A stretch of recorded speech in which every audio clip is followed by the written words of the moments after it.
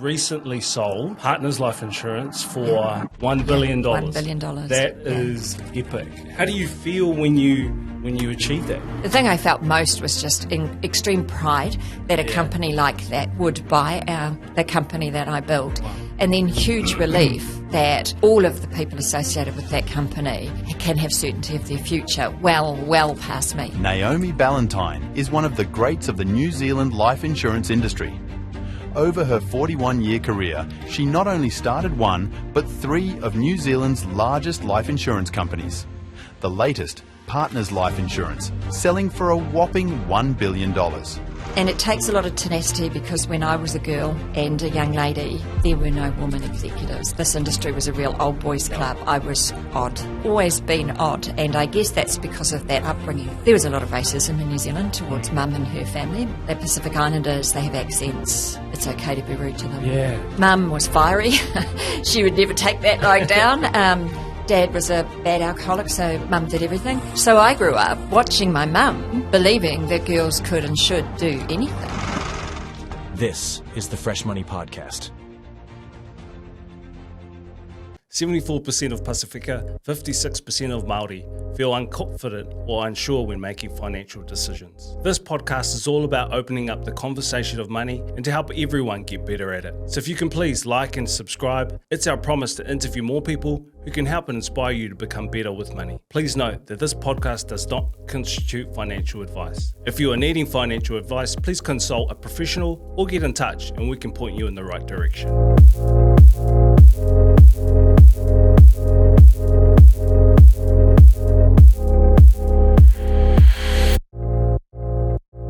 Talo Falava, I'm Willie Liotta and welcome to the Fresh Money Podcast. On this podcast, we'll be talking about all things money. So from personal finance, business, investment.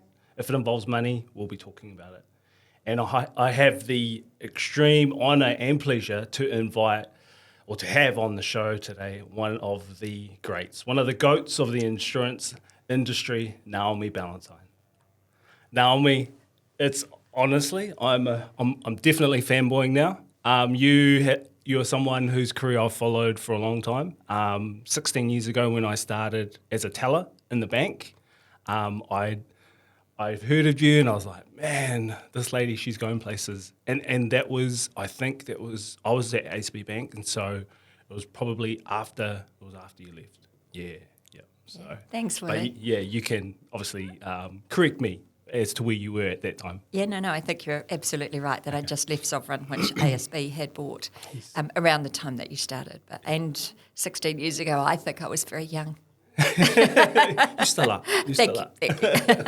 But yeah, why don't you introduce yourself and what you do, because you're at Partners Life Insurance now for a tiny bit longer. Yeah. But yeah, if you could. Thanks. Yeah, so I'm the founder and have been the managing director of Partners Life over the last 13 years, but I've spent 42 years in the life insurance industry, and this is the third company that I've been involved in starting.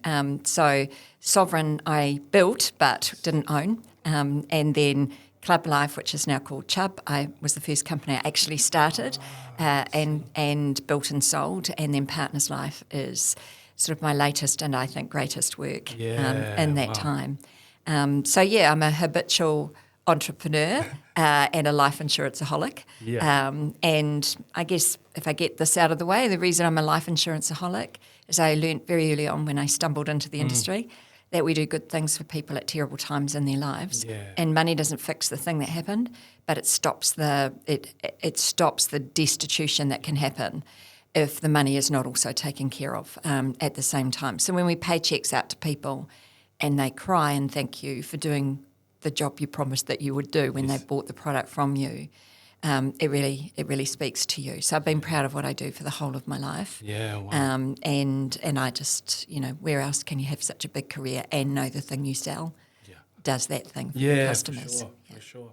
Can you explain simply what life insurance is, and are there any other products around life insurance? What is it? What do they do for people? Yeah, so any kind of insurance takes premiums from a lot of people and then pays out a lot of money to those people in that pool Okay. who have a bad thing happen to them. So lots of people can pay lots of money and never get a claim, but a few people, not a few, maybe half the people, let's just call it that, will have paid a little bit of money and got a lot out. And the principle behind that is insurance helps when unexpected big financial shocks happen to help at least the money remain stable. So lots of people complain because they've paid for insurance all their life and they've never had a claim, and I think that's really lucky. Yeah. Well, and that's 'cause what you want. It's the thing you do, it's the thing you don't want to claim That's on. exactly right. But if it happens to you, then that amount of money can be the difference between your family going backwards rapidly because you're no longer there to earn the money that has been building their future, sustaining them today and building their future. So life insurance happens when a person dies, and often the insurance is either on the principal income earner because you have to pay the debts that their income would otherwise pay and have enough money for the family to continue to live the life that you want them to have. Or alternatively, it's on someone like mum, who's a stay-at-home person, not earning, but if you had to replace the work that she does in the home, you have to pay someone, or her hubby or partner needs to stay home instead and they lose their income. So it's an income replacement product that puts money back in when someone dies. Around the periphery of life insurance is things like disability insurance, which says you haven't died but you can't work, you're ill, you've got cancer, for example, or whatever it is, will replace your income, literally, every month while you're on claim, so you can carry on living the life that you've had. You don't have to go backwards. And a lot of people think, well, we've got ACC, haven't we? Well, 60% of the thing that stops people from working is not accidents, it's illnesses. And ACC has rules that basically say as soon as you can breathe again, move your little finger, you can now do a job, any job, so now you're no longer on ACC, whereas insurance products are not like that. They're if you can't do your job, then we continue to pay you. And if you can only do a part of it, we'll pay you part of it. So it's a really important component. And then there's lump sum payments like trauma insurance, where you haven't died but you're so ill that the family needs extra money. So that might be for medical equipment, it might be to replace income while someone stays home to look after you, it might be for special medicines that the government doesn't fund. It doesn't replace your income, but it takes care of all the extra costs that might come from severe illness happening to you, and a range of other products, including health insurance. So life insurance is the brand of the industry, but the products are quite diverse. Okay. Life insurance is the one that people know. That's right. Really, because it's pretty simple. That's right. Kind of. Like, That's right. Like life is your life. Yeah. It's also the one that people most think won't happen to them, which is kind of weird. And probably the one that is least likely to happen to you during your working life, right? Because we all kind of live longer, and most of us, not everybody. Yeah. And if we knew for certain we wouldn't need life insurance, right? Yeah, So, true. but actually, the other products, while you're still alive, probably more useful. Beneficial. And also more palatable to a lot of people because you don't have to think about death to think about insurances. So, True. Yeah. Oh, nice. Thanks for that. So you recently sold. Yes. Well, was it last year? Yes. Partners Life Insurance for the B word, $1 billion. $1 billion. That is epic. Congratulations. Thank you. How do you feel when you achieve that? Yeah, well, when you are an entrepreneur and you build startup companies, especially in our industry, it takes a lot of money to start a life insurance, you can imagine. Yes. You have to meet regulatory requirements. You have to prove that you can pay all the claims from the minute you start doing the work. From date someone signs up for life insurance, yes, exactly. you have to be able to pay them out if they pass away. If something happens to them, tomorrow. That's exactly right. So you need a lot of money in reserve to be able to demonstrate that you can do that. So you need a lot of other people's money to help you get this business started, whether it's investors or reinsurers or just family and friends who go into it with you. So as an entrepreneur, you're just terrified all of the time that you're going to let a whole lot of people down, as well as yourself, your customers, your investors. Your reputation's on the line. So So, yes, Partners Life is the number 2 life insurance company in New Zealand and going for number 1. Wow. But it has still been a startup for 13 years because you're still sucking in capital to build the company. And so you've still got all of those worries. So the way I felt is massive relief that with a huge owner, with all the capital the company will ever need and totally dedicated to this industry over the long term, the company is now a forever company. It's not a startup. You don't have all of those worries that I've lived with for all of that time. My baby has grown up and it's in really safe hands. So the thing I felt most was just extreme pride that a company like that would buy the company that I built. Wow. And then huge relief that all of the people associated with that company can have certainty of their future well past me. So that's what every entrepreneur kind of really wants, and I've got it. Yeah, that's awesome. Well, like when I heard that, I was like, man, that is epic. Well done. Thank you. Random question about that, about the sale price. Would you have been bummed if it was like 990 million? Well, for a little while it was. Because Was when it? you do a negotiation, Yes, there's a price and then there's ups for this and downs for that. Oh, yes, yeah. Our internally we went that's going to hit the billion. Okay. But the number in the offer wasn't $1 billion because it had all these caveats around it, around performance over the next few months while they did their due diligence and all of that kind of thing.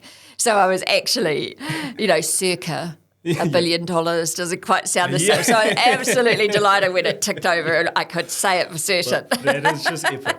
That is epic. I still would have been okay with 990. Yeah, me too.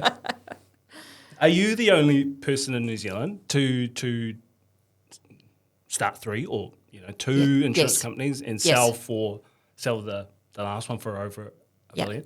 For $1 billion? Yeah, I mean, I don't know this for sure. I'm certainly not the only person in New Zealand who's started and sold a company for $1 billion. I might be the only woman.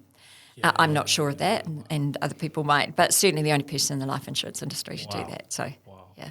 Epic. I want to come back to Partners in detail. But I want to kind of go back to the beginning, really, because our early formative years, in a lot of ways, shape who we go on to become, or we don't become. Yeah. There's kind of the positive path and the negative path. Mm-hmm. So tell me about your early years and kind of childhood growing up. Yeah. I was both extremely lucky and sort of challenged with my upbringing. I had 2, I guess I'd call them broken parents. So mum, born in Tonga to a Samoan mother and a German father. Okay.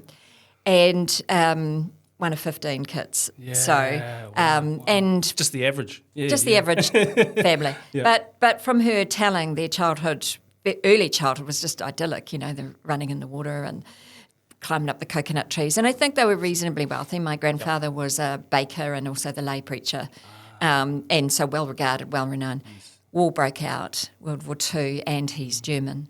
So he got pulled up to Somes Island in New Zealand in the internment camp and he died there.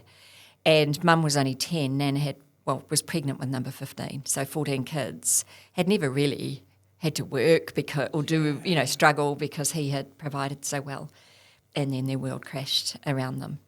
And so they had no money. And I've seen some letters that my nana had someone write for her because she had no education, to the government begging for help with her children because her husband wasn't there and everything had gone. Yeah.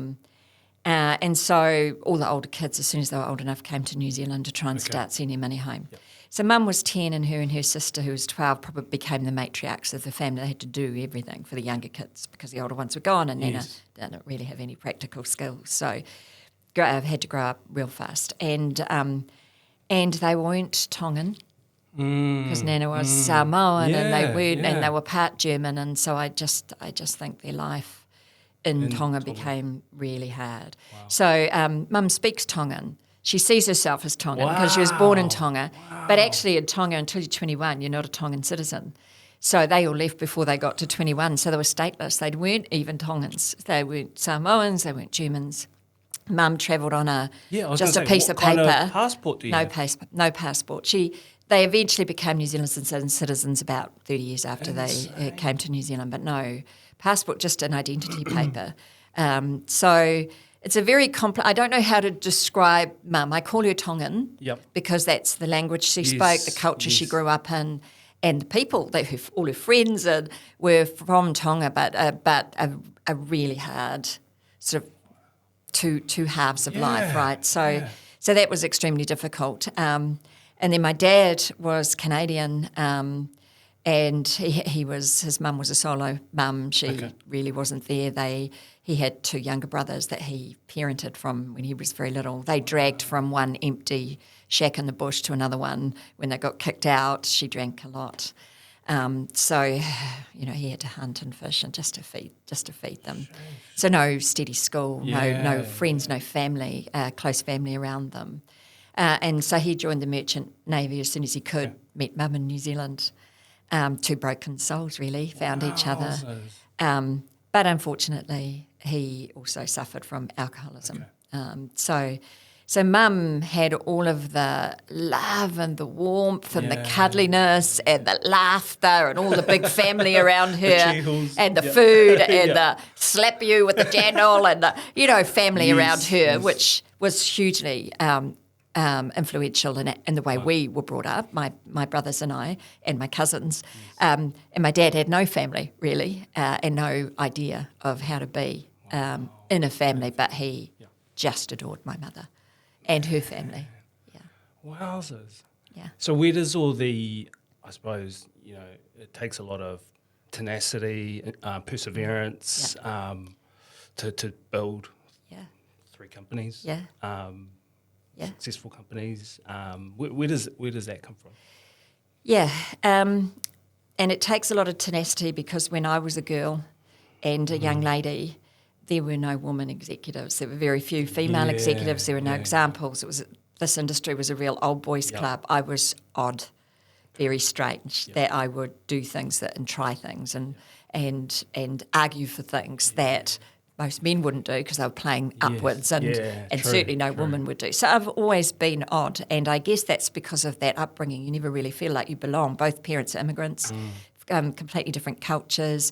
There was a lot of racism in New Zealand towards Mum and her family. They're Pacific Islanders, they have accents. It's okay to be rude to them and discriminate. Yeah, it was massive. So Mum was fiery. She would never take that lying down.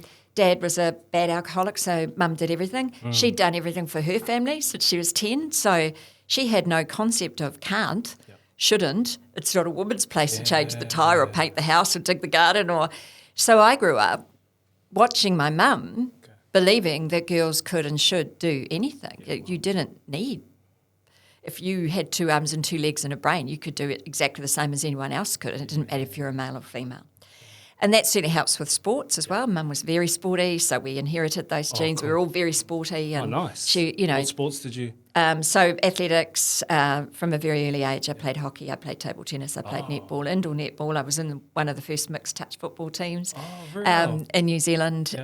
Badminton, you name it, I've played it, and most of them at representative level. So, where did you grow up and when did you do your Glenfield. schooling? Oh, nice. Glenfield, nice. When the Harbour Bridge opened. It was the place where people could afford to buy their first home because no one, all the people who thought only this side of the city existed would never venture over that side. So, but there's a freedom in that. Lots of people are all the same, struggling families, getting up and going and owning their first house and being so proud of that. Completely different kind of vibe. So, so I'm a girl from G-Field.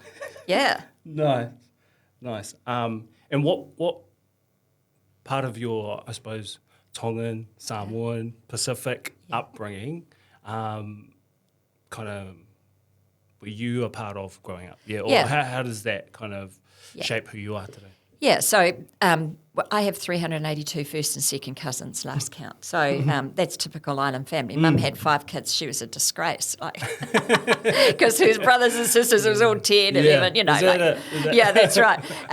So, family gatherings at Nana's house was what we did, right? Awesome. Everybody had a birthday party, and with that many people, there was always a birthday or a party or a wedding or a funeral, and it was always all round at Nana's place. And her sisters, my great aunties, would pull out their ukuleles and everyone would sing, and you'd have the tapa cloth down, all the kids would sit on the tapa cloth and all the girls would be in the kitchen which is not a thing that I really like. But, but cooking and then doing the dishes. Yeah. Well, my wife is Palangi, Yeah. and she's like, What's going this is not the way. I know. It's okay just for this moment. That's right. And it is, truly, it is. It truly is, because you get to hang out with all your cousins, right, too, and laugh and joke. And the food was Tongan food, which I've only just discovered going to Samoa for the first time last year in my life. Yep.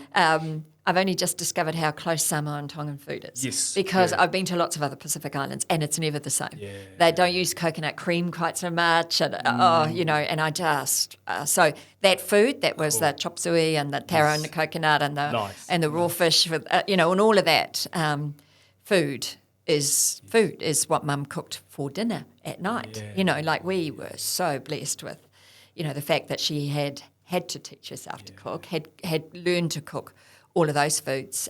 We would eat just amazing food. And then we'd go to friends' place and they'd serve up a sausage and, peas and mashed potatoes, and we'd be like, doesn't taste like anything. I'd go home and go, Mum, is that what other people eat? That what like, one meat, two veg.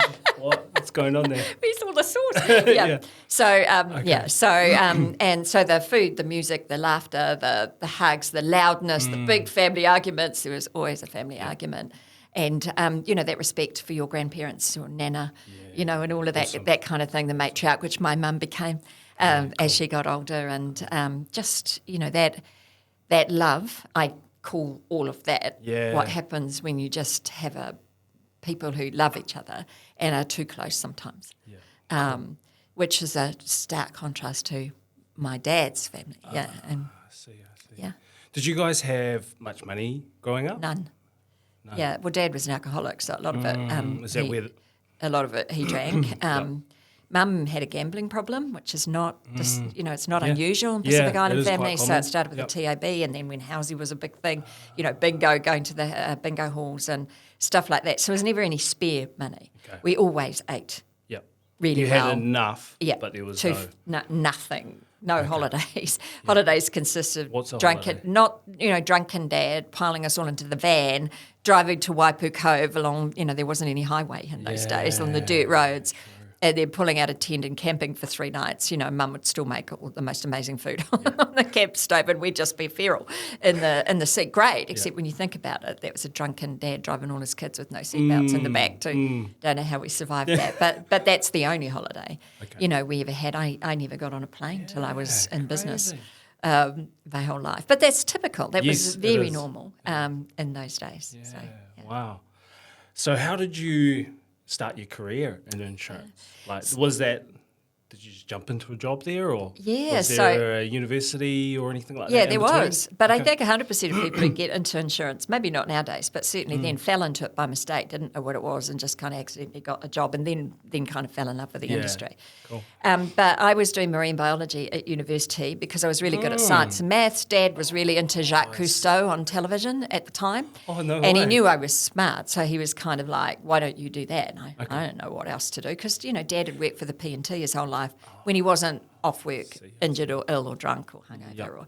And Mum had been a seamstress, because you could do that after school and weekends and stuff when the kids were asleep. So it was a thing that she could do. So, and also she sewed everything for us, home, blankets, clothes, everything. So that helped with the money. Wow.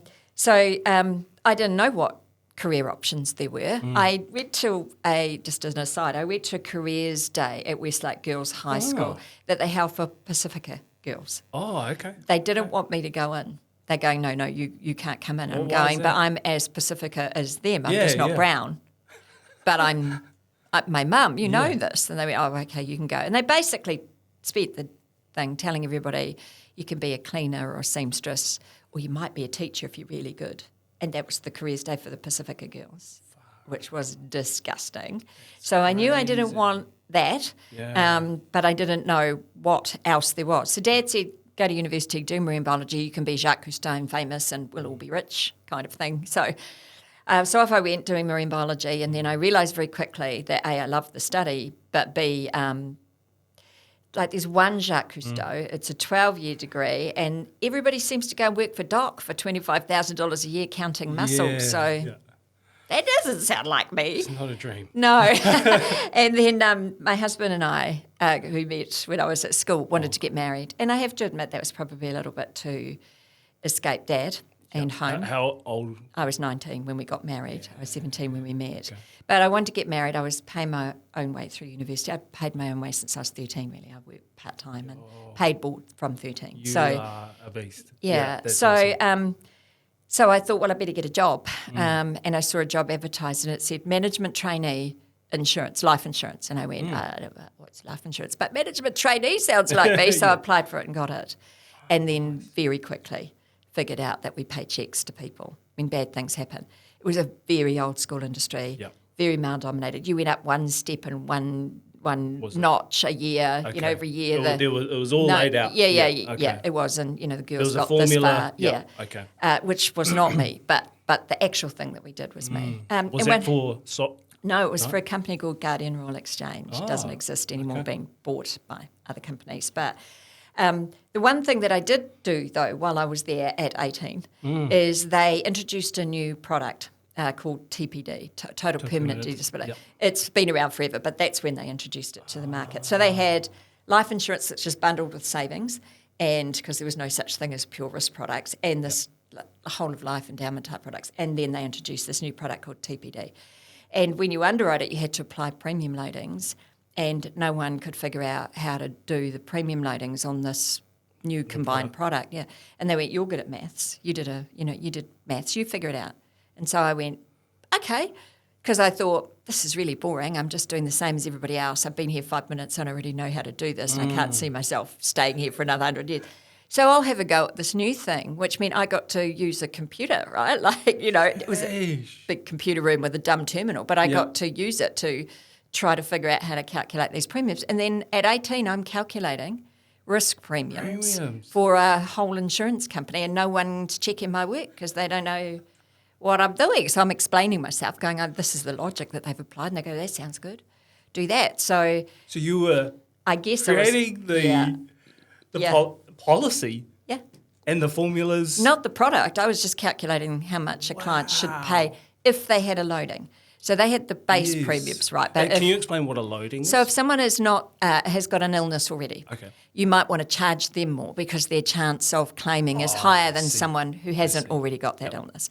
And so you do that by applying an extra percentage to the premium to reflect that extra risk. Puts your premium that you're going to pay up a bit. That's right. Yeah, but because it was a bundled product with savings included, you couldn't just see the premium for the TPD, so you had to work out the maths to apply the proportions to come up with the right answer. So that's what I was doing. And but I guess that demonstrates that thing that I said, that I grew up with a mum going, well, if someone needs to do it, just do it, right? So that's that's an entrepreneur, then probably that I've always been that, but probably my example. In a different form. That's right. Yes. And that was my first in-work experience of going, well, if no one else knows how to do it, put your hand up, because it's fun, you're doing something new, you're leaving your mark, and you're learning something. Because even if you make mistakes, who knows, you made a mistake, you figure it out, you fix it, you change it, you get better at it. And now you've set the template for how that is going to happen in that company until someone comes along and changes it in the future. So there's bravery in that too. There is. Yeah. Because you could get it wrong. Yeah, you're putting yourself out there. That's right. Wow. Yeah. Wow. Awesome. And how did you end up at Sovereign? Yeah. Was that soon or? Yeah. So in those days, like I said, everybody stayed in the company for 200 years. And New Zealand just itself, in any career, if you job hopped, people would tut and say no one's ever going to hire you and you're not showing any stickability. But I get bored really fast if I'm not learning. Yep. And so I was in that job for about 2 years and went, I literally cannot stomach this anymore. I need to do something different. So I went to NZI and did superannuation, and then I went from there to a company called Fidelity, which is a relatively new startup, small life insurer where you got to do everything. And at Fidelity, I was there for a year and their underwriter left, and they went, "You're smart, you do it." She'd already left.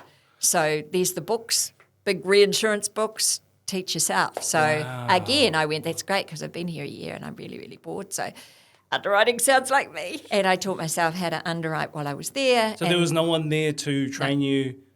No one. zero. There's zip. no warm handover. Just these Here's your massive manuals. customers. Yeah, Just- yeah. That's Yeah, it. that's right. Figure it out. And products are evolving. So disability income was invented while I was there, and it wasn't in the books. So you had to apply logic for, well, what does the product do? What does it most look like? How do you convert that to that? And I'm sure I made huge numbers of mistakes, but who cares? No one around to stop me, and they were still. But that's how I learnt to underwrite. And then I went from Fidelity to Sovereign. Sovereign was a startup.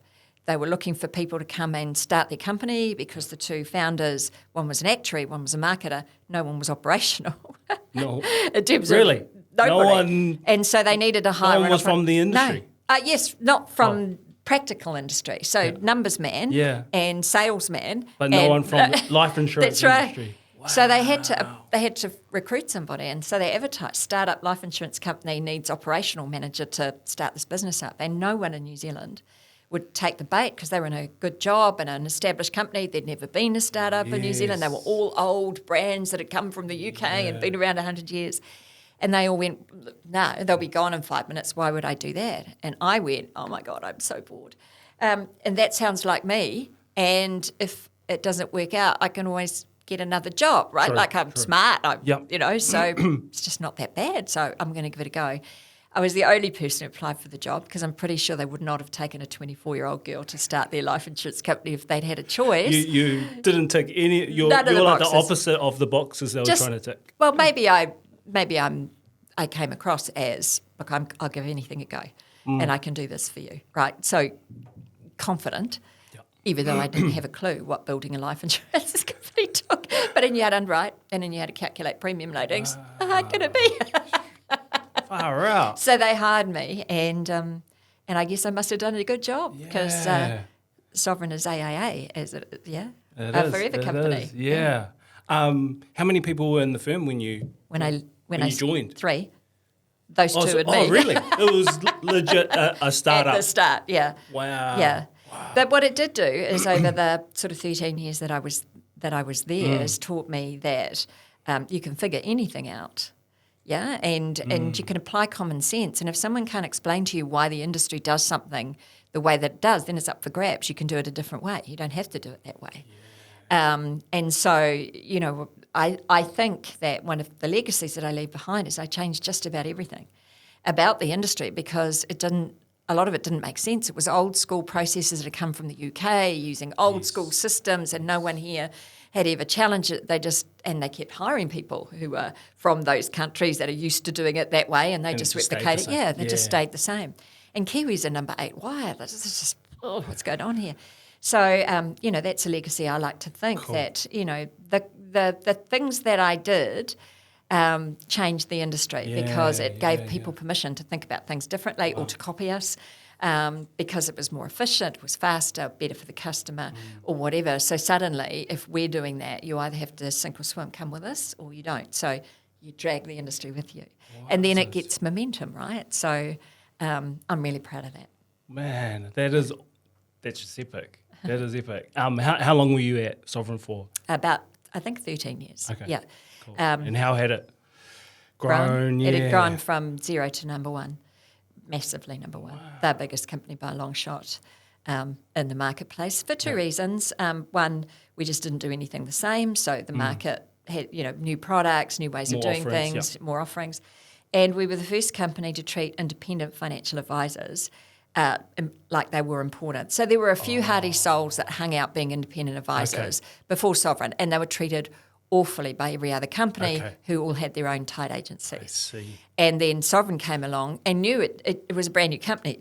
It couldn't build a tied agency. Yep. It didn't have the money to pay the salaries to get people to come on board in those days. And so they looked at this IFA market and went, well, we'll just focus on them and we'll love them to death. So we become their option. Yeah.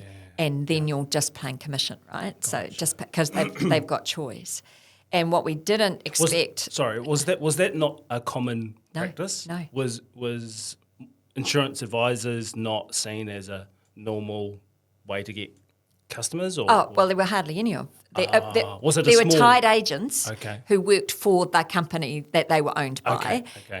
And then there were this very small pool of independent financial advisors who weren't tied to a company, who tried to give their customers choice. But they were treated extremely badly by the insurers because they were considered the riffraff over here because our tied agents are our... Yeah, these are our guys. Yeah, these are our guys and we can control them. Okay. Right, whereas those guys have choice. Yep.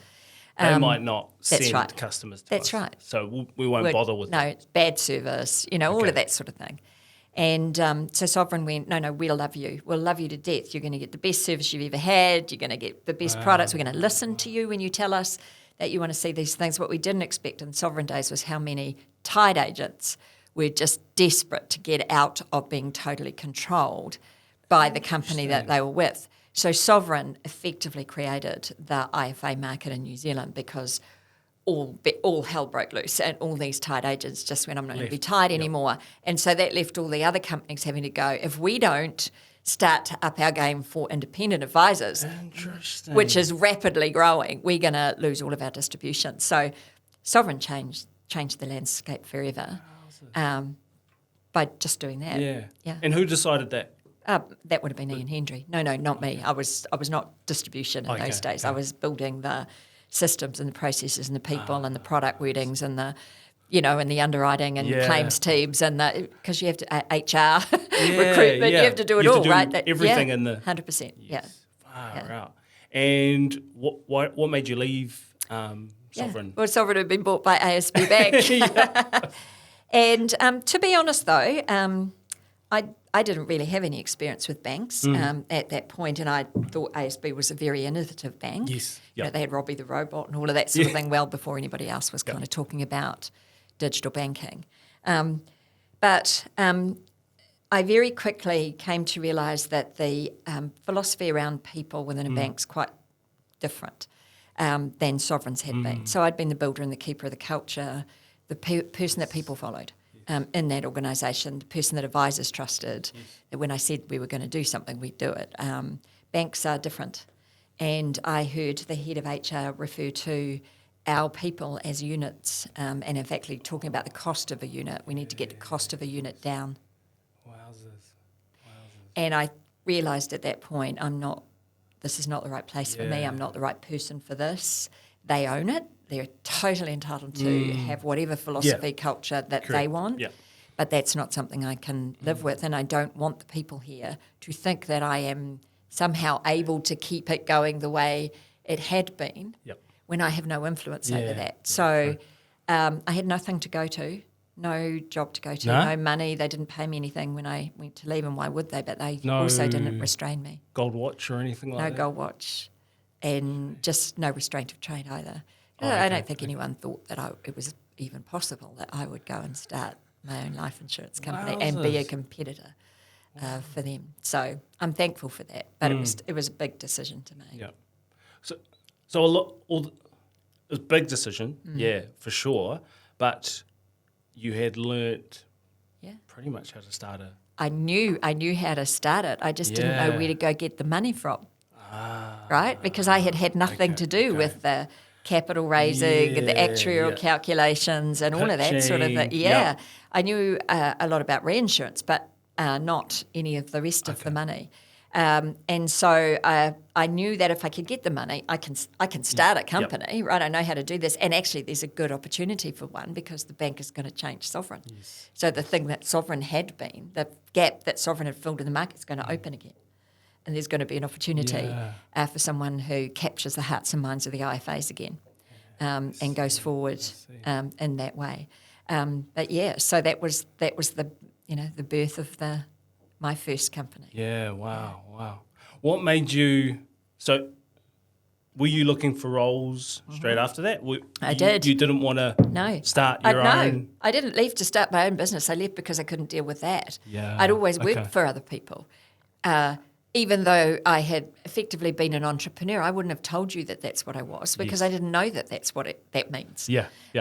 I just did what was in front of me and the way I was allowed to do it, right? Yeah. Which is, Yeah, I'm yeah. so incredibly graced that Chris and Ian basically just let me go for it, right? Yeah. Wow. And so I thought, well, I'm well known. I've done this amazing thing. Competitors must want me, right? Someone will hire for me. sure. Look, you're But kinda- no one would, because I was that girl that everyone had to compete with. And also, there were you too good? I think I was a threat. I think I was potentially a threat to interesting. a number of people. And I had never even thought about that. Never. I just assumed if you're good, people would snap you up. And so suddenly I'm faced with, I've walked away from a career. I don't regret that, but I can't get a job in New Zealand. And my mum was here.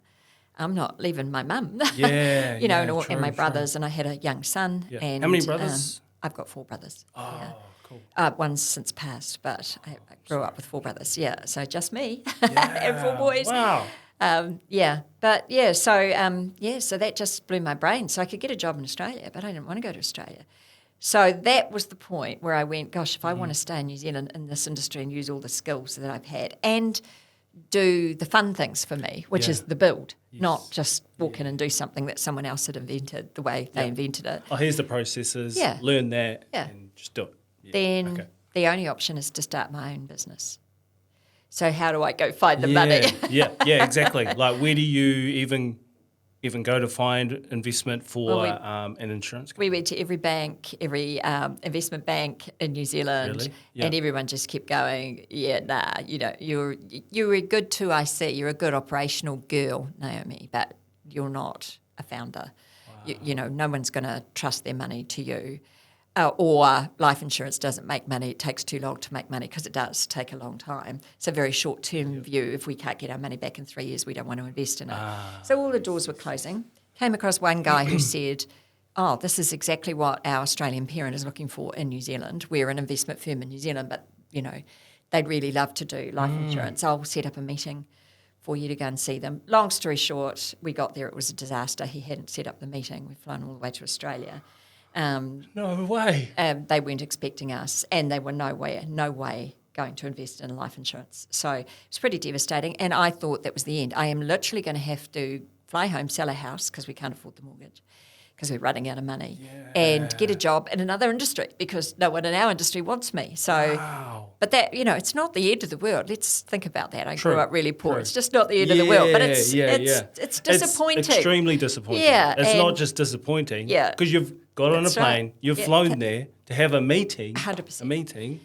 But while we were there, got a call from a reinsurer saying, hey, if you're ever in Sydney, we'd like to come and talk to you about your ideas of starting a new life insurance company. So we diverted and went to do that meeting, and at the end of it, they went, well, we'll be a reinsurer, which is fantastic. It's massive. What is a reinsurer? So reinsurers take some of the risk off you. They pay you a premium to carry some of the insurance risk that you take on board. So you're sharing the risk, and they're paying you. Purely not on you. Yeah, that's exactly right. And so that money that they're paying you can use to run your business, right? So it's money, but it's not the capital you need to set aside to say, look, we can pay all these claims. But it helps to have a global reinsurer saying, we believe in you. Yeah. What you're doing is fantastic. We know you're going to get this off the ground. And when you do, we want to be part of it for the long term. So it was a game of 2 halves trip. Devastating that, that the first meeting had been so terrible. And fantastic that someone in the industry who knew the industry thought this was a good idea and I was the right person to back. Anyway, we flew home and I got a call from an investment bank in New Zealand, wanted to come and chat to us. We did a big presentation. I was able to say yesterday we secured a global reinsurer, and they went, we're in. Whoa. And that's how we got it off the ground. So, wow. And how much money do you need to, or at that time? It was about 5 million, which to me sounded like, that was many years ago, sounded like an enormous amount of money. Yeah. But 5 million got you started. Yes. And then as you grow rapidly, you need to keep tipping it in and in and in and in and in. So actually we ran out of their money very quickly. We got too rich for their blood because we were too successful. And then they wanted out. So I had to find a buyer for the company, sold it to ING, ran it for another 9 years. And did you? So you sold the whole company? Yeah, we did. Okay. Yeah, because that was the only way that ING would buy it. They were an investment firm in New Zealand, not a life insurance company, but they were owned by a life insurance company. So I knew they understood the product. Okay. They understood the capital and the industry. Yeah.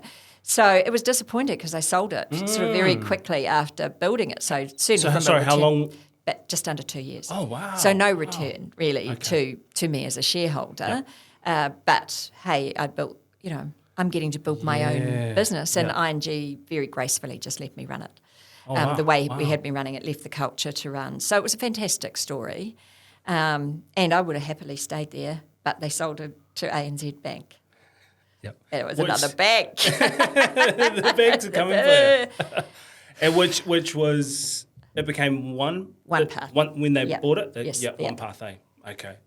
Wow, that's crazy. So how long were you in as 9 club? years. Oh, 9 9 years. years. Yeah. Okay. And then I start up a family brokerage, a financial advice firm after that, because I decided I was completely done with building life insurance companies. Thanks very much. Because, I'd built it but not really got a huge amount of capital value back out of the stress and the risk that you take to build that business, because we had to sell it so quickly. So something enough, but not what it should have been. So we had this other plan that we'd build this family business, that we didn't need other people's capital, and we'd give good advice. Cool.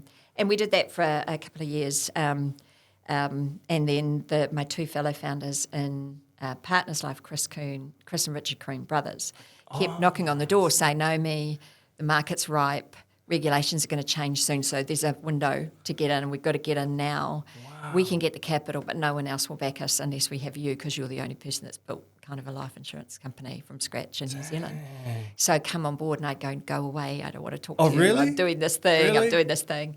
Long story short, anyway, eventually they won. But it was a no. No, because I just didn't think I wanted the stress of that again. But clearly I did. What changed? What made me do it? Was it just their persistence, or were you like... It was their persistence, was things that were going on in our business, in our advice business with some of the product providers, not playing ball the way they potentially could have, should have, or had promised that they would. Yep. And so I knew that if I went and started up a life insurance company, that business would have to close, because all the product providers would stop allowing agencies, because I was now compete, even though the business was a separate business, I was now over here. So the big risk was we had a family business up and running, a lot of people employed, was going to shut down if I did this thing over there, and I was happy doing this thing, right? So that was the conflict. But then ultimately we collectively agreed that if I came over, we'd buy that business. So that those people would all basically come and work in the company. We'd have a client base, we'd have all the training materials and everything we'd built for that business to use for IFAs. Almost so switch it over. Yeah. So at that point it made perfect sense to go, okay, I'm on board. And the rest, as they say, is history. And I think those companies that were playing silly buggers, excuse the language, with us in the us advice business. Might be a bit disappointed they did that now, because they unleashed the beast, right? And Partners Life's the second largest life insurance company. I'm pretty sure they didn't really know that they were going to have a competitor that fierce as a result of that behaviour, but that's life. Wow, it is. It is. Yeah. Wow, and so how much did it take to start Partners? Yeah. In terms of money? Yeah. Well, we probably started with 10 million. Okay. But again, like Club Life, just massive growth, like exponentially massive compared to Club Life. Okay. So we had raised about 400 million capital by the time we sold it to Daiichi Life. That's how much it takes. To build a rapidly growing life insurance company. How much do you have to give up in terms of equity or ownership? I just a tiny bit by the time I sold it. Enough to make me happy. And well, like in the beginning when you got those initial... in the beginning we started it with just our own money. The first $10 million was just us and a few family and friends. So you bootstrapped it from your own 100%. Savings. And don't forget, I didn't have a huge amount of money out of the previous one, so it was every cent. Wow. Every cent. Still had a mortgage. I still had a mortgage actually all the way through until we sold the business, because on paper you've got lots of money, but nobody lends against startup equity. No. So high risk. That's right. So you have to fund it. You have to hold your breath. So on paper you look wealthy because the value of the company is going up, but it's not cash. So apart from the salary I earned for being the chief executive, which I'm not complaining about, but that concept that people have that you've got all this money isn't true until you sell it. Yeah, great. And in terms of team, so it was the same team that that had come over? So you already had a team, is that right? Did you hire people straight Already away? had a team. Yes, hired people who I had known, who had started up other businesses with me and wanted the same experience again. Were very frustrated that they'd lost that when those companies were bought and run by other people. So it was very easy. It has always been very easy to recruit into Partners Life. Great. How do you hire now? Is it quite different from when you first Not began? really. No? So we've never had a rule that says you've got to hire people that have 10 years industry experience in the job that they're in. Because in New Zealand, that would give you a white man in a suit. True. Because they're the people that used to get hired 10 years ago. That's right. So we've never had that you have to have this much industry experience. Actually, we've often not even required industry experience at all because, we have a fair bit between us. Yep. You can teach smart people the industry. What you can't teach is street smarts. It's their willingness to take a risk or speak up or question something and go, why is it this way? Yes. So you go, well, I invented it that 20 years ago, so actually, I don't know why we still do it that way, so go for it. Change. That's right. So just go for it, And so we have always looked for people who are good at lots of things. So good at sports, good at singing, pillars of the community, upstanding members of a church or something, where they put themselves out and then go for it, right? Yes. Because what that tells you is that person is someone, if you trust them to do something, will do it. Yeah. They've got pride, they've got respect, they've got curiosity, the desire to leave a mark, that kind of thing. They're the type of people we look for. And if you choose those people, you get a diverse range of people from a diverse range of backgrounds, ethnicities. So we are more brown than white. Yeah. And that is not deliberate. Wow. That's not deliberate. That is just not deliberate. It is choose the right person. We need heart in our business because we deal with people at bad times in their lives. So you need people who've got compassion in our business. So we hire for people with compassion, not people with a particular degree. And as a result of that, you get a very different type of culture. So we have lots of husbands, wives, daughters. I've got lots of my family employed in the business, lots of other people's family employed in the business. So it is a family... It's a family culture, but the reason is when you have great people and they recommend their family, you end up with more great people, right? Because they won't recommend someone they think is going to mess in their nest, that they love. Hey, we've got a good thing going on here. That's right. It's really hard to let your family down and to leave what is a family culture. So it has worked extremely well for me in every company that I've ever run. And it's the thing that people seek when they come looking for me to come work for me again, because that's what they love and they want and they haven't found in other organisations. And often young people. So we hire people straight out of school, right? No experience, no nothing, and when we shape them. And often they go on to become superstars in our business. Wow. And then they leave because there's somebody over there dangling more money, come work for us, And we as long as they haven't done anything wrong, and virtually they never do, we wish them all the best and tell them the door is always open, right? Cool. Because often they do come back because they realise it's because they've never worked anywhere else. Yes. They think that the whole world works this way. And that's what employment is like, and then they find out it isn't like that at all. So there's different cultures. There's different cultures. But it does tell us that we've got something special and it works, and it's a huge part of the success of those businesses. Yeah. You talked a bit about family. How do you balance work, life, family activities, and in the startup, in the different stages of life you were in doing these startup businesses? Chris was a baby. I had my son Chris while I was at Sovereign, so his whole life I've been working, not just working, but an entrepreneur, managing director, running. Yeah. I made a decision when I had Chris that he would always be number one priority. So in the earlier days of Sovereign, I would leave at 5 o'clock so I could get home, bath him, give him dinner. My mother looked after him. I paid her well to look after him, so I knew he was safe when I was working. But I wanted to do that part. And then if I had more work I needed to do, I'd just do it at night at home. All the men would stay in the office till the boss left. And often, they'd have a drink together after work. And I'd go, well, if that's going to cost me my career, that's what it's going to cost me because I'm not compromising on this. The end result is I did far more work than they did, though. And so they totally relied on me for everything, right? Because I'd building this company and there was no one else who could do what I could do or even close. So it didn't cost me. Yeah. But it was. I was going to say that's risky, right? It's risky. To put your family first Yeah. in a competitive Yeah. industry. Yeah, but I didn't have him not to be his mum. And I wanted to be my mum for him. Yeah. And he had my mum as well, so I think he's a very lucky boy. But yeah, so I was never going to compromise that. So all through my career, Chris's sports, his music, whatever it was he was doing came first. I would make sure that I did those things, and I was always there for those things. And the work I had to do, I just have to fit it in, whatever hours that was. And so there is no work-life balance. Work is life. I loved what I did. It fulfilled who I wanted to be and how I wanted to do that. I had responsibility for so many people that I couldn't let them. I just wasn't going to let them down till my last breath. Right, I was not going to let that happen. And there's lots of times when you think you have, or you're going to, Yeah, true. and you're terrified. Because there'd be a bit of mother's guilt. 100%. Yeah, Well, a lot maybe. I don't call it mother's guilt because I never saw that Chris was ever missing out on anything. I call it missing out guilt, like selfishness. That I'd come home and they'd go, "We took him for his first horse ride today, Mum and Dad."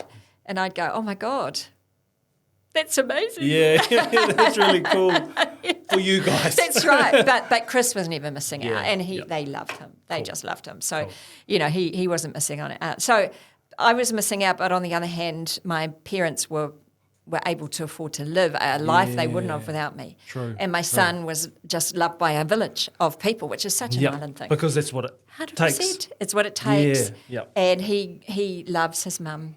He's always loved his mum. Awesome. So I don't think he felt abandoned or that I should have mothered him differently. So, hey, it all worked out. Yeah. Okay. In terms of partners, what was the most challenging part of building it and running it? We have new regulators start regulating our industry exactly at the same time that Partners Life started. Wow.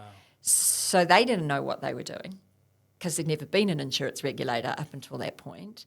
And it came about because all the terrible finance company outcomes just leading up to that. Yes. Was that GFC? Yeah, it was the GFC, and then there was all the CDO failures, the mortgage-backed money, in America, and it flew through to finance companies in New Zealand offering interest rates, and then they all froze funds and all of that sort of thing. So in the investment space, it was terrible. So the Reserve Bank was charged by the government to regulate the financial services industry, which included insurance. So insurance wasn't the problem, but it got caught in that regulated. Yeah, and they didn't know what they needed. We were a startup. They were terrified of us. Our competitors were throwing stones at us constantly because why wouldn't you as a startup? So the hardest part for us was, having a regulator who didn't care that you started half the industry and had pushed the industry to be better over your career, just saw you as too hard because we've got all these existing players to regulate. Yeah. But we don't actually know That's what to right. do. And so a startup is even harder. It's easier to just say no.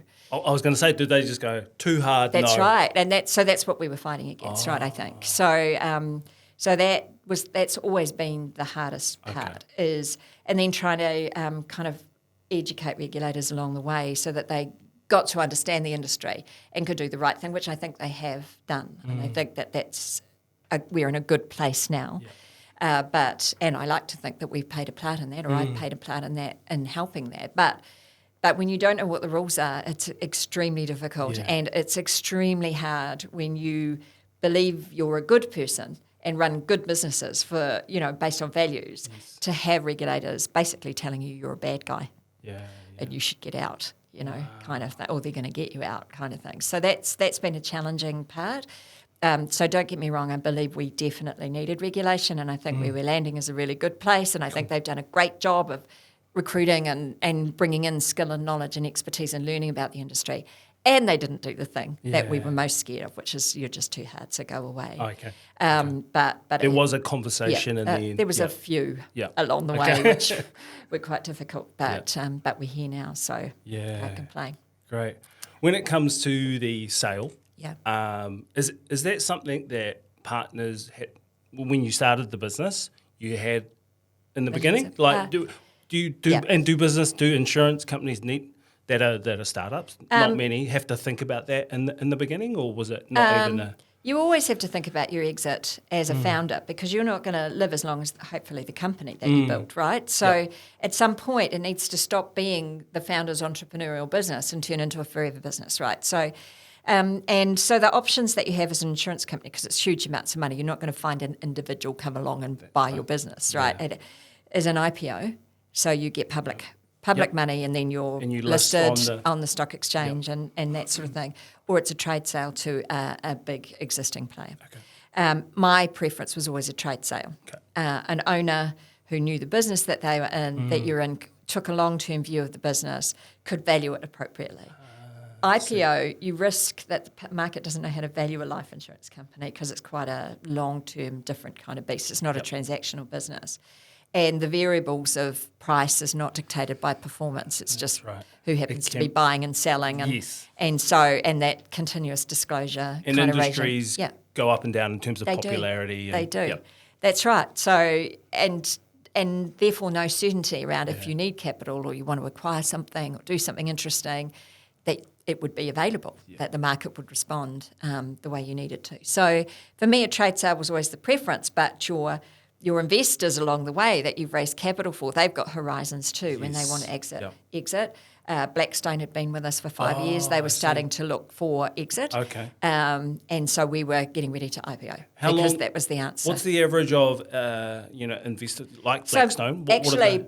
Most of our investors have been the whole time. I see. And some of them were quite disappointed we sold because they just saw themselves with us forever because they really loved the story and they loved the growth and they didn't need the cash flow. So they weren't a transactional kind of thing. But Blackstone, 5 years is about right, right? Okay. So we were getting ready to IPO ourselves. And then we were approached by DHE. Oh, wow. So kind of you could not have So you not have written this. So you weren't actually actively looking? No, we weren't. We were getting ready to do the IPO. Wow. Yeah. Wow. Yeah. That's awesome. Yeah. That's awesome. And what's the kind of specifics of how that works? Did they approach you and then they do their due diligence? Do they come in and look? They do. They talk to management. 100%. And they get your financials and they review and full cut the whole shebang. Yeah. So Daiichi is in 10 countries now. They're a Japanese business, but Japan market has got its challenges. So they saw their growth coming from outside of that. So they're across Asia Pacific. They bought TAL in Australia, TAL, in Australia maybe 10 years ago. And TAL was 8th largest company in that market and really not moving very far when Daiichi bought it. They're now number one by a long shot under Daiichi's ownership.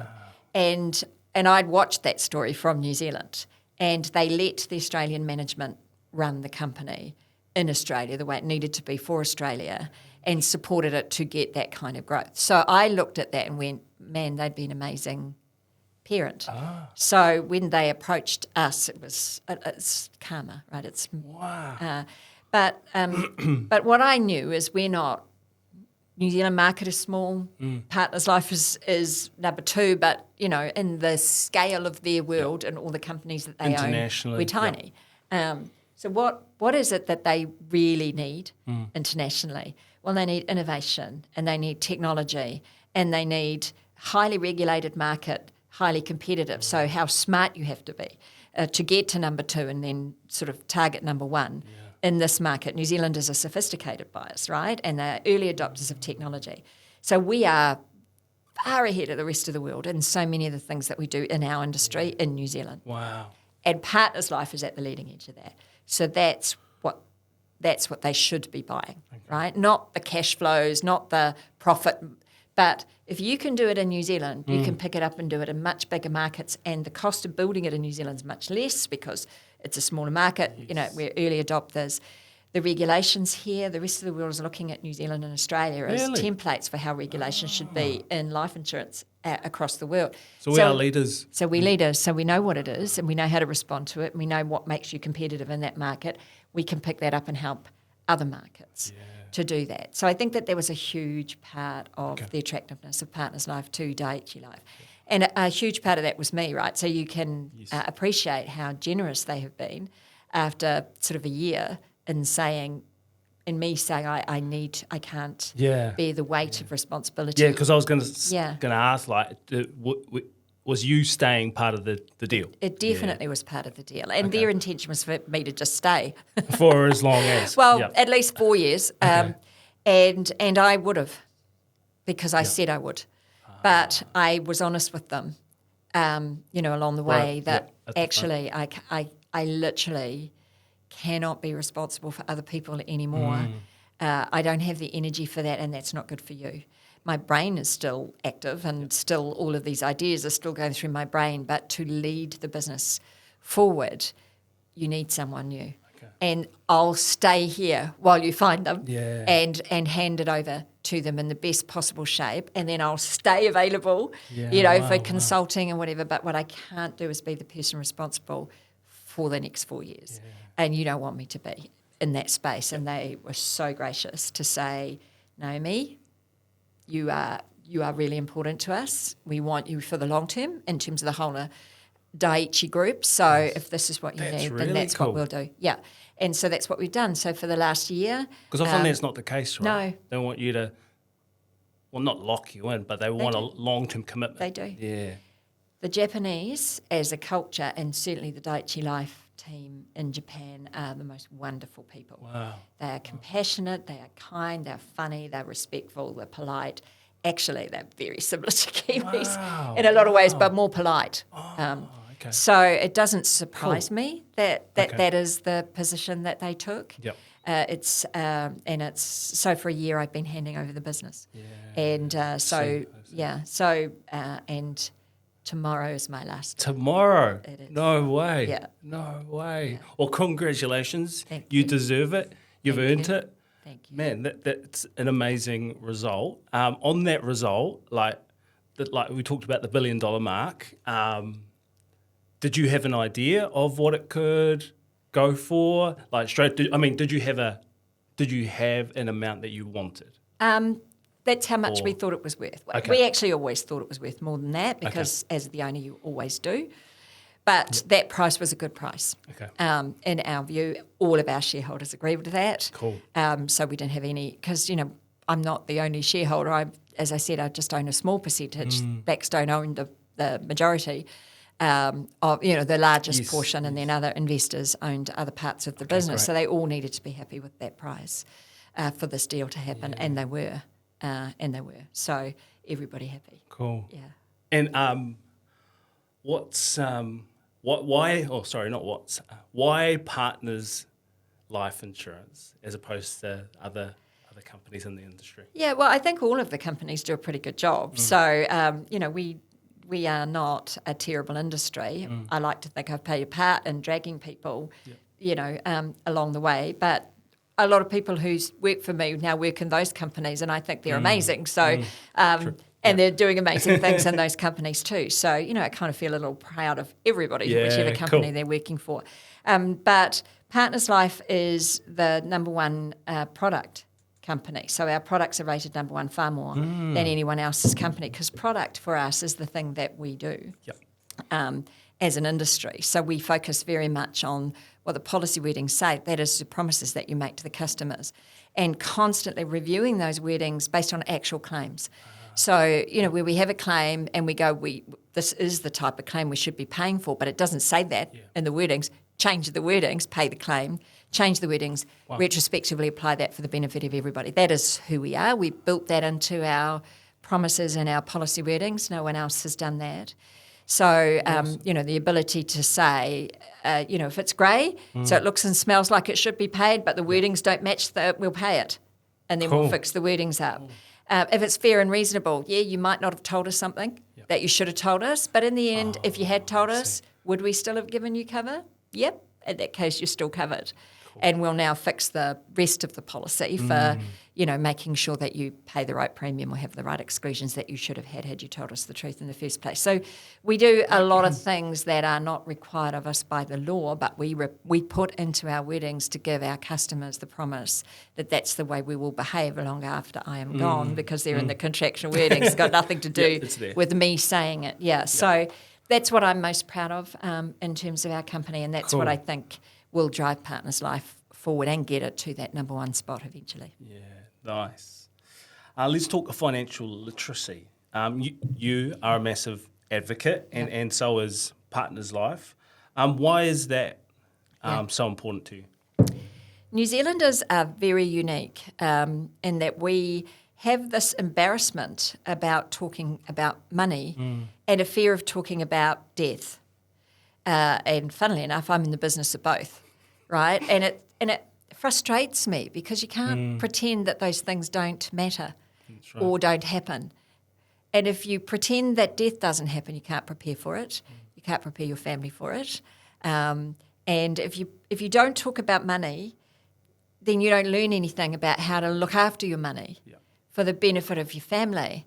And you miss out on things that people from other cultures just think is the adult thing. They just talk about money, they think about money, they buy insurance the minute they land in the country because they know the risks and they don't want to take them. Yeah, there's certain cultures that I've seen as a mortgage advisor, they kind of, 100%. when I'm organising their loan, straight away they'll go, when do we, it's a when do we get it, not that's right. do I have to have it? Oh, do I have to pay for that? Yeah, do I have to get that? Exactly right. So we need to break that down. And I think part of the culture is, I don't know whether it's an embarrassment about I don't know this stuff because they don't teach it in schools, parents don't talk about it, so I don't understand it. So if I don't engage with it, I don't look stupid. Or you could be telling me anything and I don't know if you're telling me the truth or not. So I'm scared of it, an embarrassment about. Some of it is a humbleness, like, oh, no, you can't tell people about your money because they might think you're showing off. You know, and some of it is almost that kind of concept that money is extremely private, like your undies are. How did that happen? That's such a weird thing. Yeah. So whereas money is just a thing. It's right? just a thing. It's not who you are. No, it's not who you are. It's not you. You know, everybody's money is exactly the same as everybody else's money, right? And some people are just smarter with it than others. You can be smart about it too, but to do that, you have to go, I don't know anything about it. I need to find this out. And, you know, you're talking to the girl that says, if you don't know it, go find it out, right? So this to me is weird. And we need to break this structure so that all New Zealanders can maximise the value of the money they earn. And understand that if they want different things out of life, then they need to have a different outlook on their money. They need to make money work for them. Whether that's find another job, work more than one job, invest it, save it, buy properties, you know, whatever it is, if you don't ever talk about it, it's not an option for you. You've put yourself in a corner, even though that might not be a corner you want to stay in, but you put yourself there and you're stuck there because you're just not open to learning those things. So true. One thing I would say is learning for me is living. And if you ever think everything you know today and everything you believe today is all you should know or believe, you might as well die today. Because you're just Groundhog Day every day from now on. Yeah. Whereas changing what you believe or changing, you know, what you think because something new has happened and you've learned something new, well, that's amazing, isn't it? Because that's improvement, right? And don't you want to do that till the day that you die? Rather than so there's and so this thing about money is just an example of that. Like learn about it. That's right. Ask people questions. Tell somebody how much you earn. Curious about it. Yeah. Tell your kids how much you earn. Tell them how much life costs. Tell them how the equation works out. And if it's not working out for you and a family, sit down and talk together about these are the challenges we've got. Here's some things we're going to try. Yeah. We're going to talk to a budgeting advisor. We're going to talk to a financial advisor because they're the person with the expertise and I don't have to buy a product to talk to them, but possibly I'll end up buying one because I'll realise that I want it and that I need it and I should have had it and the family is exposed to huge risk without me even being aware of it because I didn't bother to talk to someone about it. So that just surprises me. It's the thing that I'm most disappointed about in my life, that I haven't cracked the underinsurance gap. Even though I've been in this industry all of this time, because New Zealanders still have that attitude in the 21st century, and South Africans and Filipinos and Chinese who come to New Zealand as immigrants, often leaving so much behind. That's the first thing they ask about. It's embarrassing. That's right. Come on, Kiwis. It's a non-negotiable for Yeah. them. Yeah. It's Yeah. a must-have. Yeah. Awesome. Like in a recent survey, one of your competitors, Fidelity, they said that a massive 74% of Pacific Islanders, 56% of Māori feel unconfident or unsure when making financial decisions. And you outlined some of those reasons. What else do you think is holding Pacific and Māori back? It's that humbleness, that thing in you that says you can't talk about yourself. You know, you Yeah, it almost has a reverse effect on it does. Yeah. It does. I think culturally that's what it is. Because having humility is great, right? 100%. But you still have to, I think you still have to celebrate your successes.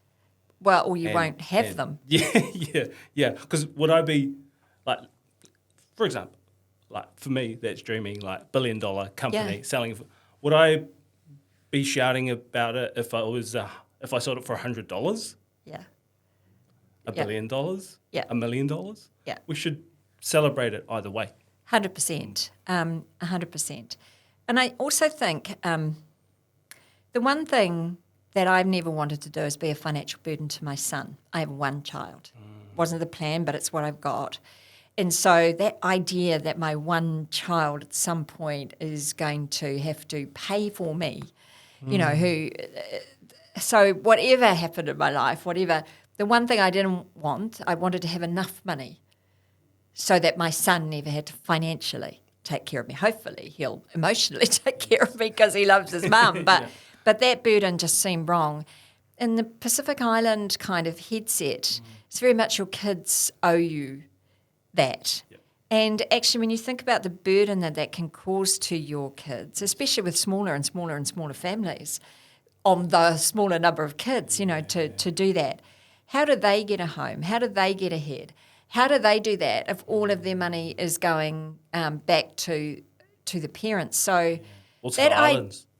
Or to You the know, islands, like- or to the church. Like your mum, like, you know, sending money. 100%, yeah, which is not a wrong thing, but it is a wrong thing if you're destituting yourself. Yeah. If actually the people in the islands are living a better life off the back of the money than the people in New Zealand doing the earning of the money. Yes. Yep. That's wrong. Yep. That's just wrong, and we need to challenge that idea.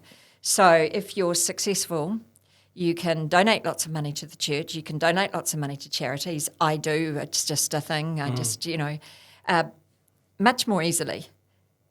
But you've got to get successful to do that. And if the thing that's stopping you is you never have enough money to take the next step because it's all going everywhere else but, Gone already. Yeah. then how do you get off that treadmill? How do you get off that treadmill?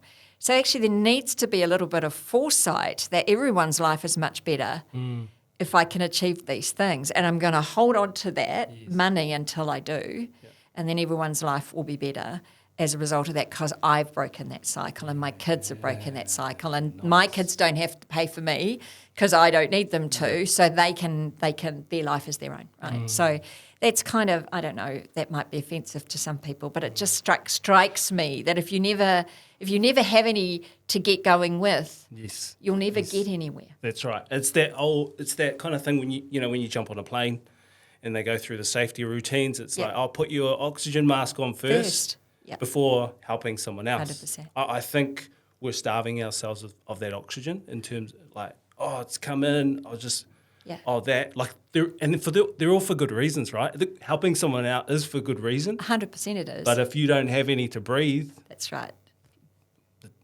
you die, and your financial situation. That's right. suffers And for you're it. helping someone out to this extent, where it could be that extent, if you actually took care of yourself first. That's right. Yeah. That's right.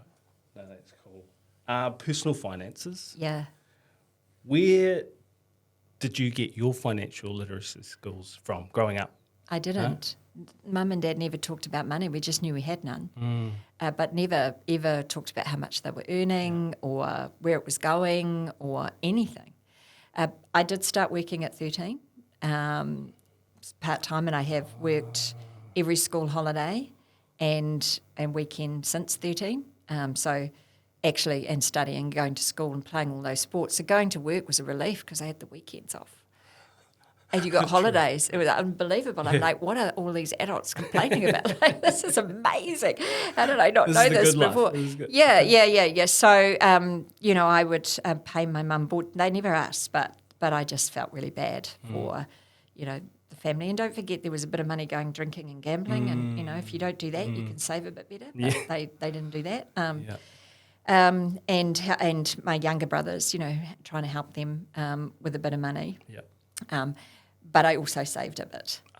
Okay. Just like, that's my bit. Yep. That's my bit. I've You got can some have for me. That's mine. That's cool. exactly right. And so for me, paying myself was saving something, not spending it. Cool. Yeah. And so when you start on that treadmill, it's the thing that you just do for the rest of your life, right? They were early behaviours that you had learnt early on that flowed through. It was almost like the only way I could keep it from...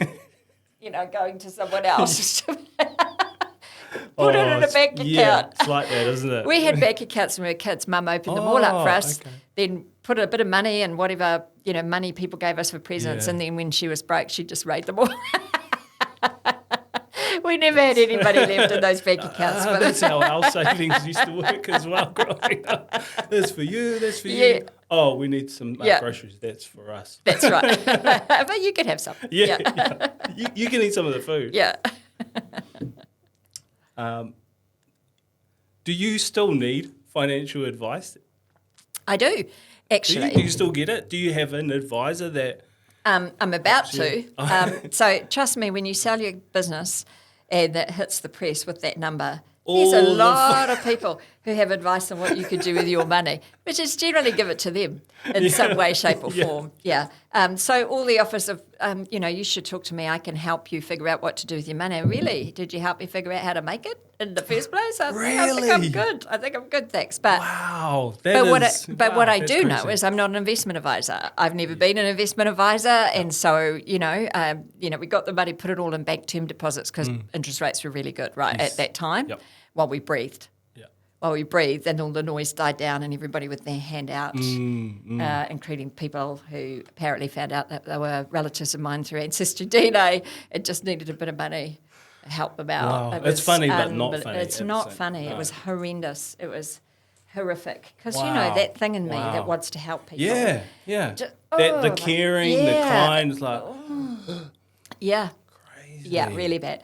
But now I'm kind of breathing again, going, we need to make smart decisions so that this money does the right thing for whoever we choose it to do the right thing for, whether it's our son or whether it's charities or whether we want to invest in a startup business that someone's starting up. Because somebody helped me to do that by investing in me, so who do we trust to help them? And we could do very well out of that as well. Or you could lose it all, and you've got to be willing to do that. Yes. So it's making those decisions about how much we're willing to split in those different ways, and I need help with that. Yeah, cool. Yeah. Do you have a preference to an investment, like prior to sale? Were you investing already, or was it full noise in the business? Full noise. Every cent I owned was in that business, other than salary. Yeah. Cool. Yeah. You are a risk taker. Yeah. In that respect. Yeah. Well, because a lot of financial advisors say, hey, diversify. Don't take risk. Yeah. Epic. I like that strategy. But but an entrepreneur is by definition a risk taker. Whether it's because you're born that way, or whether it's because you've got a tolerance for it. Because for me, the worst that can happen was I'd be poor and I'd have to get a job in New Zealand. Yep. Still. It's just not that bad, right? If you end your days like that in New Zealand, it's just not that bad, right? So the worst that could happen was always something I was prepared to take, to chase the best that can happen, which is that you build this amazing business and at some point you sell it and you can retire healthy and happy and wealthy. Not guaranteed the health bit, but certainly, at the moment we're healthy and wealthy, and that's what we sell to people as what they want for their retirement. So we're very fortunate to have landed in that place. Cool. Yeah. What's the best, I suppose, money tip that you would give to someone? Yeah, I think pay yourself, right? So do that thing, lock some of it away, save it. And when I say save it, I don't mean put it in a bank and then just take it back out again immediately because you've seen something you want, or life's got a little bit tight, or whatever. So properly lock it away. That's right. Yeah, That's you right. don't So touch unless there's an emergency, because it gives you then a pool that you can then do something with. Whether you invest or build a business or back yourself while you build a business, so you can pay yourself while you're not getting paid by anyone else, because that's the start that you want to. It just gives you some options and some discipline and confidence that you've got that behind you. So that's I guess the biggest tip that I would give people. I do know right now that there's a lot of people really struggling with mortgages and their mortgage interest rate going up. And I know a lot of them, just when things were looking good, piled every short-term expense they could onto their mortgage because it seemed like a cheaper interest rate than the rate that the finance company was charging. And the bank let them do it. So cars, spa pools, et cetera, et cetera, et cetera. And now you're paying long-term high interest rate on something that will long be gone by the time you finish paying it off. That's the falsest economy you could possibly have if you can't afford to pay it off now or in that short space of time, irrespective of the high interest or not. You can't afford it, don't buy it. And that really annoys me because I hear people go, it's terrible, my mortgage has gone up so much. And I think you live beyond your means. You kid yourself that you could afford it. Like you lied to yourself that you could afford it. You were living beyond your means and now your means have caught up with you. And was the spa pool or the new car or the Hawaiian holiday worth it? No. So, and people know this intrinsically, and yet that desire for short-term gratification, or for other people to see, look at me, I'm successful, I'm doing all these things. I've never cared about what other people think. So I don't post anything on social media. Why would I want a stranger to see a picture of me in front of something like it just seems so weird. Yeah. Like I need to be happy with me, who I am, and things don't do it for me. Yeah. And I wish for everybody that you had that ability to not have to chase that.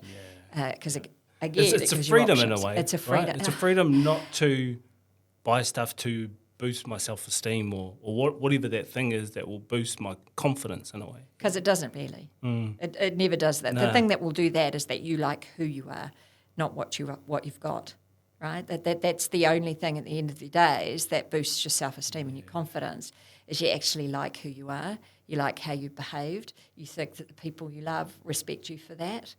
My mum's on my shoulder.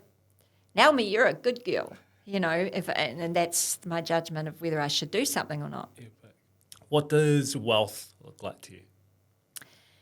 It's having enough money that you're not stressed all the time by where the next cent is coming from, and having health so that you can enjoy living as best as is possible, and having love, that you are loved and that you love. That's it. End of story, because you can't take anything with you. No one's going to write on your epitaph, here lies a person who sold a business for $1 billion. It's going to be mum, loving Nana, hopefully, one day if that happens, or great aunt or whatever that is. That's the measurement of your life. Okay. That's awesome. And what's next for Naomi Ballantyne? Yeah, so it is retirement from being responsible. I have some consultancy work for Daiichi Life, which is on their global strategy, which is really exciting. Very cool. Interesting. Yeah. It's not full-time, and it just uses my brain to say, here's what I would do if I was you, but I don't have to be the person who does it and makes it happen. I am just become the chair of Mike King's mental health charity, I Am Hope. Awesome. Gumboot Friday. He's done an amazing job building something unbelievable, doing such good work. So I feel very humbled and honoured that that I get to work alongside him and to help him shape the future of this organisation as it becomes more and more and more important, or does more things for New Zealanders. But don't make a mistake. He's done it all to this point, and that's incredible. So there's another entrepreneur in a different way. So that's another thing. I know when you are in a governance role in a charitable organisation, it's never just governance. It's every skill you have, what else and can all you the do? time that you've got. And I'm good with that. I think I'm really happy that adds value to that organisation. And my husband and I are going to play golf and go fishing. Nice. Yeah. Nice. Yeah. A lot of fun. Yeah. A lot of fun to be had. Is that right? Is That's that part the of one. it? That's part of it, yeah. Yeah. And just wake up in the mornings and go, what are we going to do today? Not, I've got to be somewhere today. Yes. Yeah. No meetings. No No awesome. capital raising. Awesome. No regulated conversation. Yeah. You are free. Yeah, You are free. I am free, yeah. Oh, well done. Thank you. Congratulations. Thank you. Thank you so much for coming on the show. We really appreciate your wisdom, your knowledge, and your generosity to reveal, personal stuff about yourself. That's extremely kind. Thanks, Willie. I've enjoyed every second of it. Awesome. Thank you.